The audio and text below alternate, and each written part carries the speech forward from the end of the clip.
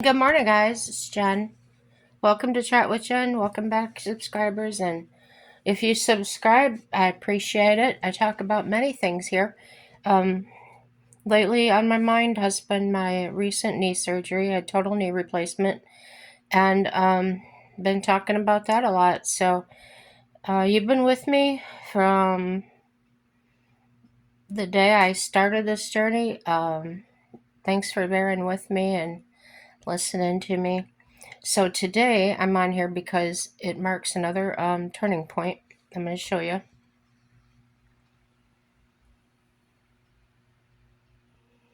Stitches came out, and again, it looks way worse on video than it does in person.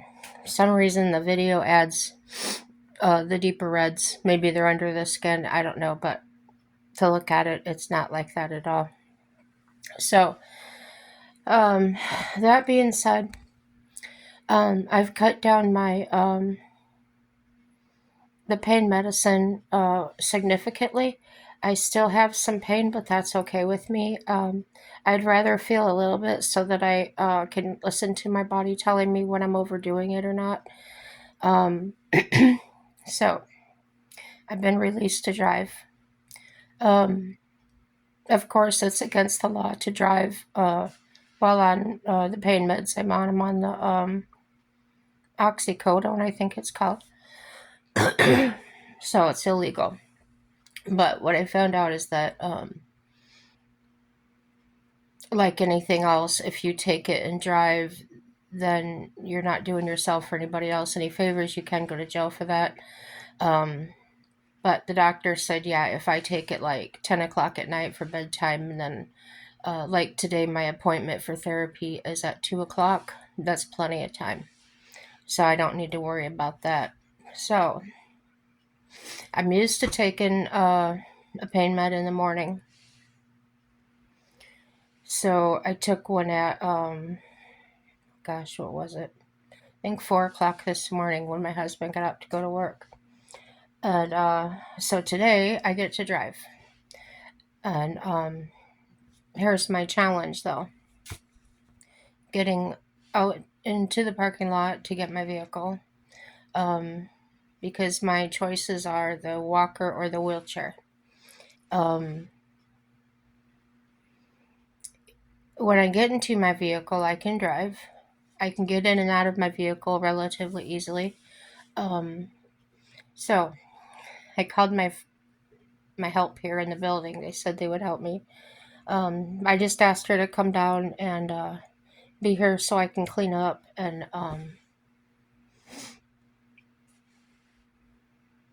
get around and make sure I get out to my car okay. So I'm thinking what I can do there is, yeah, ride my wheelchair out there to be safe. Have her pull my vehicle up to the door. And then, yeah, get in that way and she can load my wheelchair. Then when I get to the doctor's office, I can just call in there and somebody will come out and help me and park my car, whatever. Or I can park and they come to my car and help me get out, whichever. So that's all been set. Like I said, I'm a little nervous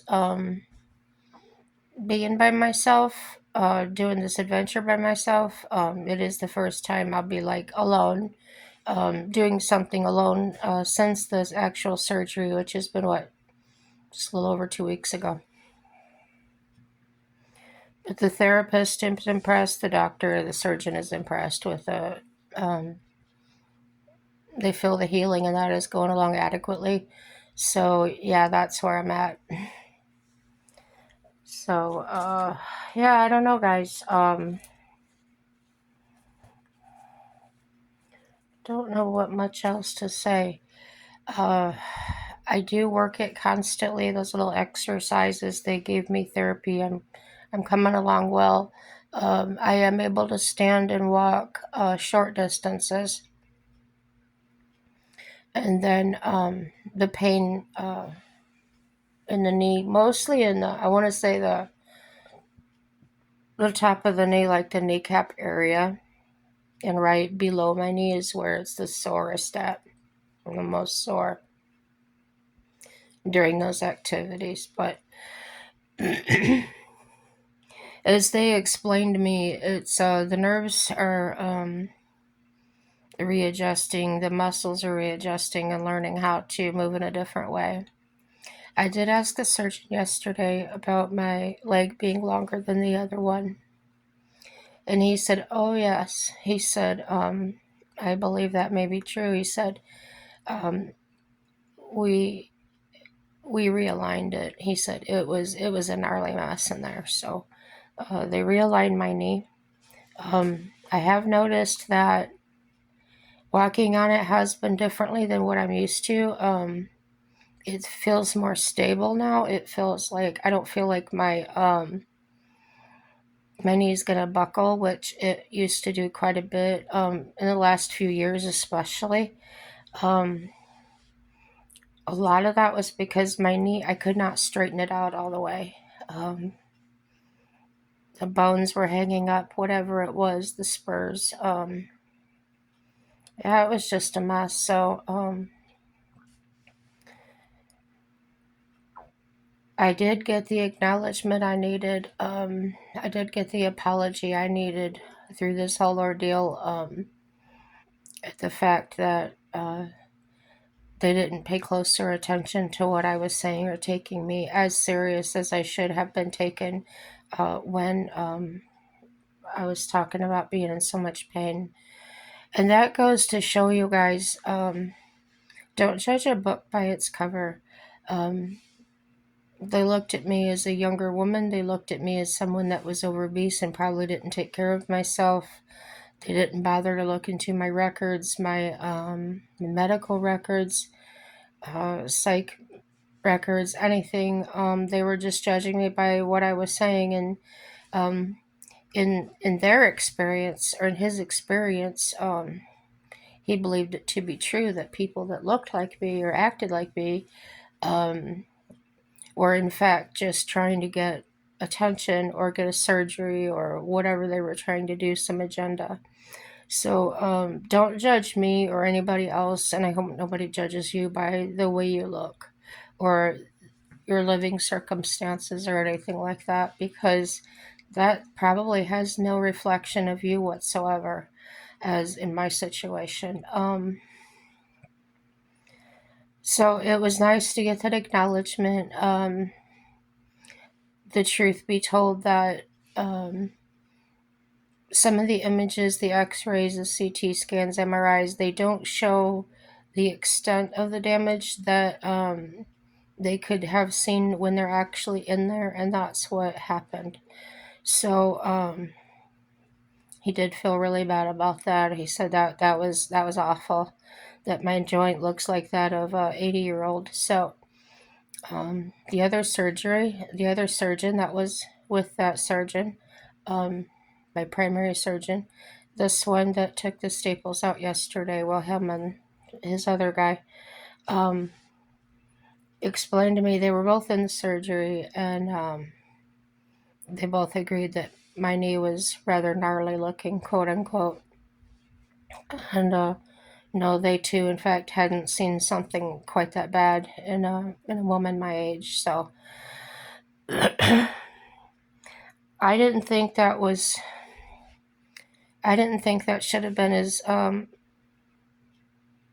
unpopular or unfamiliar to somebody that was in the business, that's been in the profession for 14 years as he has. Because I have known people in their 30s and things getting their knees replaced from damage, even not related to an accident. They just had a really bad arthritis or whatever. So I don't know where these guys are coming from. I did have a conversation with the manager of that whole department in that system, and that, yeah. And I explained to her that I'm starting to have some issues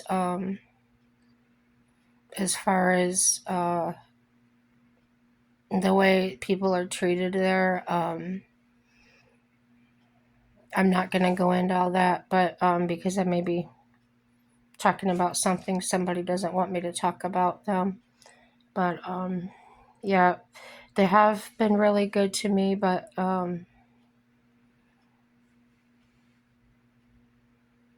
you can't hold what an individual does against the whole organization or the whole company, right? So there have been a couple individuals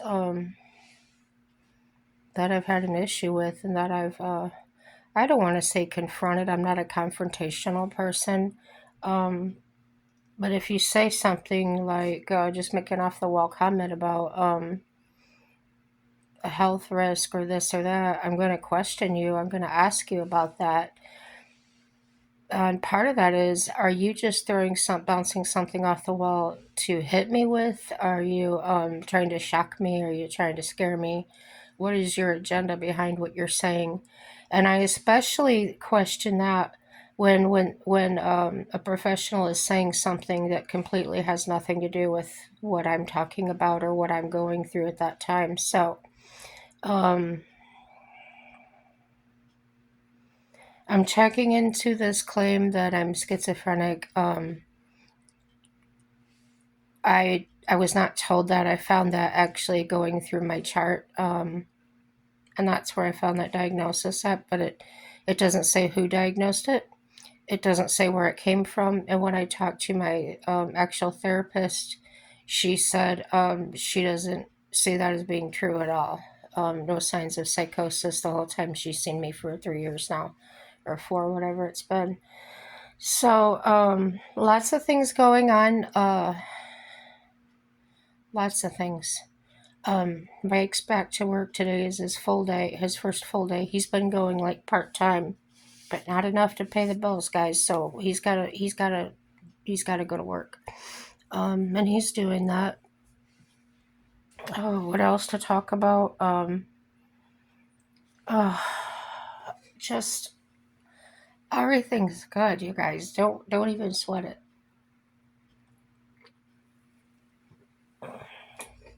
Because no matter what you're going through, whatever we're going to go through, God's already been there. He's already been through it. He knows the outcome of that. So don't sweat the small stuff. I've stopped watching YouTube for now because everything that comes up is political. I'm not seeing any of my nomad videos coming up. It's like I'm being bombarded with all this junk. So I don't believe anything anyone says on there.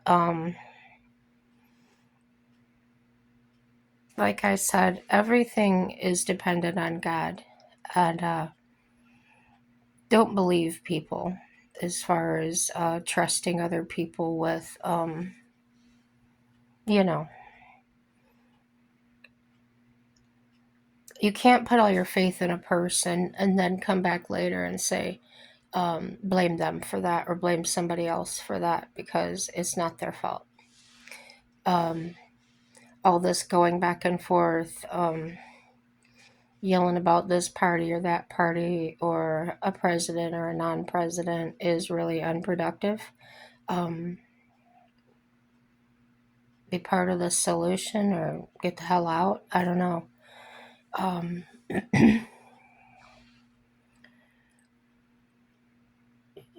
you want to decide on who can do the best job. And at that time, the two that were up there, um, one seemed more competent than the other one. So that's the way that went. Anything that happens after that,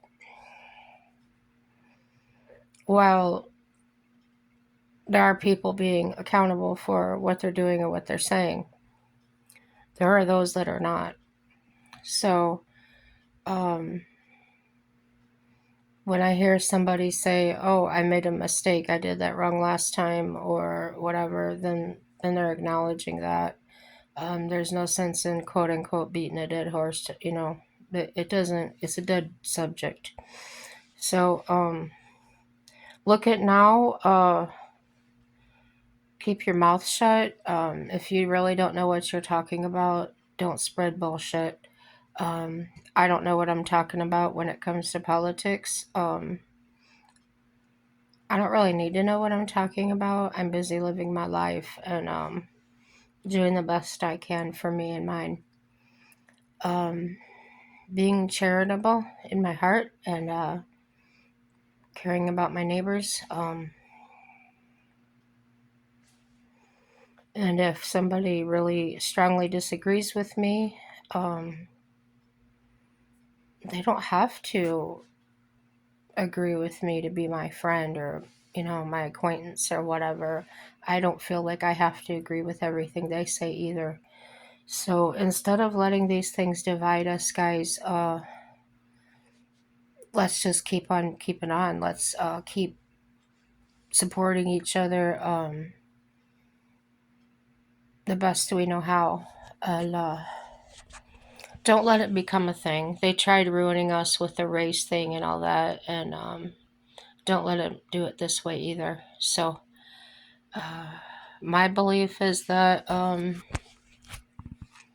there's a lot of this don't let one hand know what the other hand is doing type scenario going on in all situations. It's a disease that has plagued the human condition forever. And just because it's out in politics now, everybody's talking about it now, doesn't make it a new thing. The only ones that can change it are us, really. So, that's it for my video. I'm going to get around and get ready. As you can see, I haven't been able to wash my hair, so all I've been doing is wiping, scrubbing it with a wash rag. So, I'm hoping. Well, since they took the staples out, now I can get a shower. But I can't do it now because I'm by myself, see? So, I want you all to know that no matter what it is, no matter what we're going through, no matter what you're going through personally, everything will be okay and everything will turn out for our good because our Father promised us that. He doesn't promise it's going to be the way we want it to be, but He does promise that He'll be there and that it will work out for our good.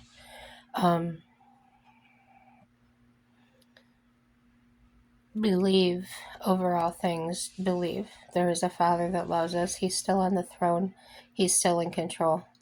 And also be aware that you can't believe in one without believing the other one's real either. So be wise in your choices. Be careful who you speak to because you may be speaking right into the enemy's ear, which is not necessarily that person, but the spirit that lives within that person. So just be wary, be cautious, be an adult. Don't accuse anybody of anything because seriously, you don't know. God's the only one that could know if someone's on that side or not. So, and there's a lot of imitators and yeah, a lot of things. You already know about that. So, yeah, subscribe, like, dislike, share with your friends and enemies, and happy day, y'all.